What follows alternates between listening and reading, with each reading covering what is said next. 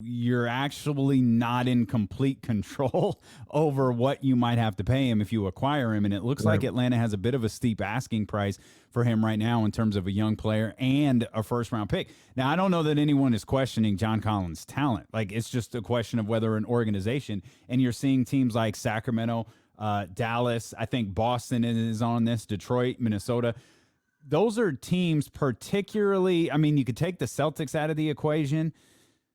I don't even know that the Mavericks would want to do it, but if you're the Pistons, the Timberwolves, or the Kings, you probably you can't afford to give up draft picks. No. Certainly you can't afford to give up first-round draft picks because you're kind of building from the bottom on your way up here.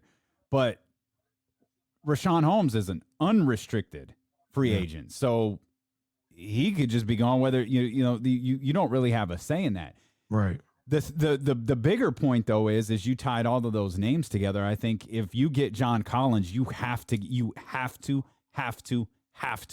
get rid of Buddy Hield. That's a must. Because you can't have, because John Collins turned down a $90 million extension with the Hawks. Like he's looking for essentially the max contract coming out of his rookie deal here. So you combine that with De'Aaron, Harrison on a declining contract, which whatever, that's fine. And Buddy, you got a problem there. In my estimation, you've got a problem there, and you've got to figure out a way to unload Buddy Hield as fast as possible. So here's the deal. Here's one way I look at this. John Collins, for me, this is how I see it.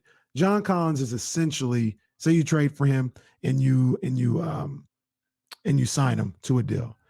That's essentially kind of speeding up what you hope that you would be able to do with Marvin Bagley, right?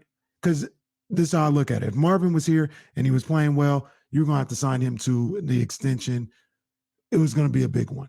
So John Collins is giving better production, and he's essentially speeding up by a year, maybe two. You can tell me if I'm wrong, what you were planning to do with Marvin if he worked out.